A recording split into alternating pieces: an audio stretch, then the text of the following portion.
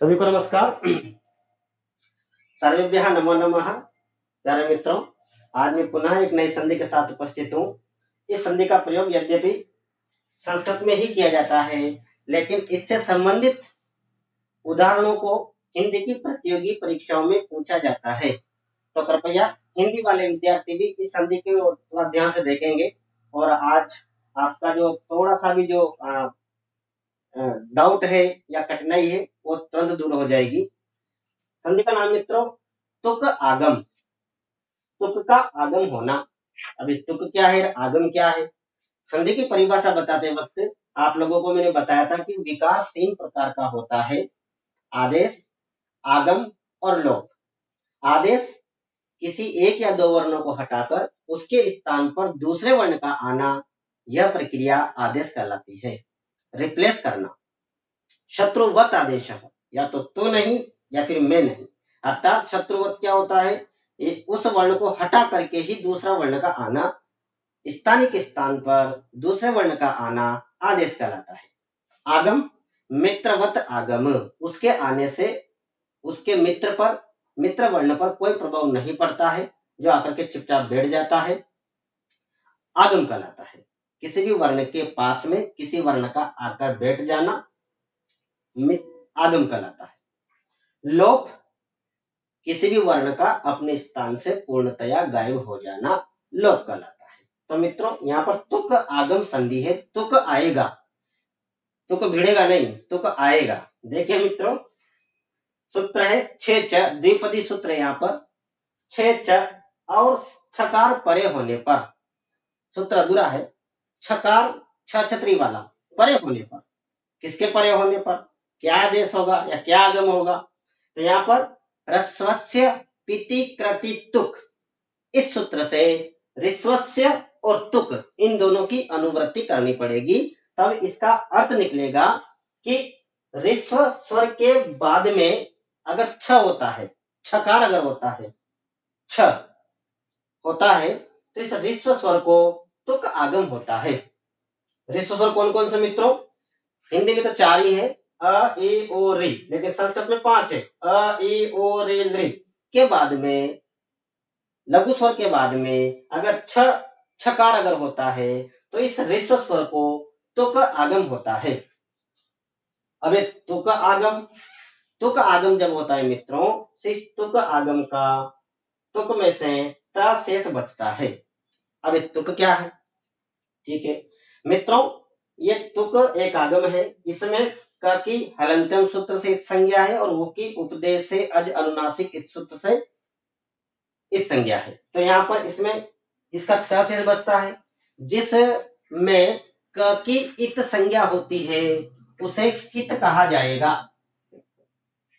जिसमें क की इत संज्ञा का मतलब लोप, जिसमें क की संज्ञा होती है उसे कित कहा जाएगा। जिसमें ट की संज्ञा होगी उसे क्या कहेंगे? वेरी गुड, टित कहा जाएगा। क्या कहा जाएगा? टित। जिसमें मान लो म की संज्ञा है उसे कहेंगे मित। समझा मित्रों? इत संज्ञा होना मतलब लोप होना।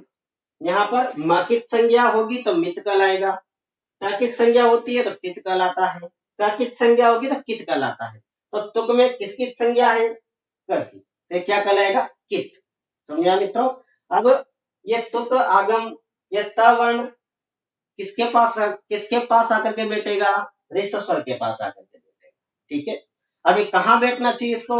आगे, ऋस्व स्वर के आगे बैठे, आगे वाली बगल वाली सीट में बैठे, पीछे वाली सीट में बैठे, इसका निर्धारण कौन करेगा? इसका निर्धारण करेगा आद्यंतो टकितो सूत्र की जो टित होता है, जिसमें टकित संज्ञा होती है, वो आदि में मतलब प्रारंभ में अर्थात पूर्व में आगे वाली सीट में बैठेगा, और जो कित होता है वो पीछे वाली सीट पर बैठेगा, अर्थात पीछे आकर के बैठेगा, बगल में आकर के बैठेगा। ठीक है मित्रों? तो इस अ ए ओ रे ली के बाद में त आगम हो जाएगा, इसके मतलब बाद में त जुड़ जाएगा। समझ लेंगे थोड़ा उदाहरणों के माध्यम से। देखिए मित्रों, उदाहरण है स्वधन छाया। इस स्व में ऋस्व आकार है, ये अ। अब ऋस्व आकार के बाद में छ आ रहा है मित्रों, ये छ। तो इस ऋस्व स्वर को तुक आगम होगा। अब तुक का क्या शेष बचता है तो ये अ के पहले होगा या बाद में होगा, इसका निर्धारण कौन किसने किया, कितने, क्योंकि इसमें ककित संज्ञा है। तो आद्यंतो टकितो सूत्र ने ये इसका निर्धारण किया है कि जिसको भी आगम होता है वो उसके बाद में आकर के बैठेगा, अंत में बैठेगा। तो अ के अंत में मतलब त यहाँ पर आएगा, पहले नहीं। अगर टी तो होता तो आगे आता, तो यहाँ पर अ के बाद में त आया है, तो त के स्थान पर त के बाद में छ, तो स्तो सचुना सचुह सूत्र से तकार को चकार आदेश होकर स्वच्छाया रूप बनता है। परिच्छेद, विच्छेद, अनुच्छेद, इन उदाहरणों को प्रतियोगी परीक्षाओं में, हिंदी की प्रतियोगी परीक्षाओं में पूछा जाता है। देखिए परि में ऋस्व इकार है, ठीक है मित्रों। तो ऋस्व इकार के बाद में छ छतरी वाला छकार होने के कारण इस ई को त आगम होगा, त आगम तुक आगम होगा, तुक का क्या शेष बचता है त, तो इस तकार के बाद में छकार होने के कारण इस तकार को च आदेश होकर के परिच्छेद रूप बनता है। जैसे वेदन छेद, त आगम हो गया, त के बाद में छकार है, तकार को च आदेश होकर विच्छेद, ऋस्व इकार के बाद में छ है इसलिए तुक आगम हुआ है, तुक आगम का त शेष बचता है, तकार को च आदेश स्तो सचुना सचो सूत्र से तो विच्छेद बनता है। अनुच्छेद, ऋस्व उकार के बाद में छकार है तो त आगम हो गया, त के बाद में छ होने का सचुत्व संधि के नियम से च आदेश अनुच्छेद। सेवदन छाया, त आकार के बाद में छ आने से त आगम, वही नियम लगने पर तकार को चकार आदेश होकर शिवच्छाया। प्रिय छात्र, अ के बाद में छ आ रहा है इसलिए त आगम, तुकागम, तुक का त शेष, त को च आदेश होकर प्रिय छात्र स्वच्छंद। आकार के बाद में छ, तो आकार के बाद में छ आने कारण त आदेश क्षमा करें तुकागम, तुकागम का त से बचता है त को च आदेश होकर स्वच्छंद रूप बनता है। कुछ उदाहरण मित्रों, संस्कृत छात्र, तकार में ऋस्व स्वर आ है, आ के बाद में छ आ रहा है तो यहाँ पर त का आगम होकर के तुक आगम होकर के त से बचता है, त को च आदेश होकर संस्कृत छात्र। ऐसे ही मानव छाया, दीर्घ छुर्री का मात्र या ऋस्व री है, री के बाद में वही तुक आगम होगा, तुक का त से बचेगा, तो री त को चकार आदेश होकर के मातृ छाया। एक और है ऐसे पितृ छाया। वृक्षच्छेद, आकार है, आकार के बाद में छ आ रहा है, विश्व अ, तुकागम, तुक का त शेष, त को चकार आदेश होकर वृक्षच्छेद। एक छत्रम, ऐसे मित्रों एक छत्रम रूप बनता है।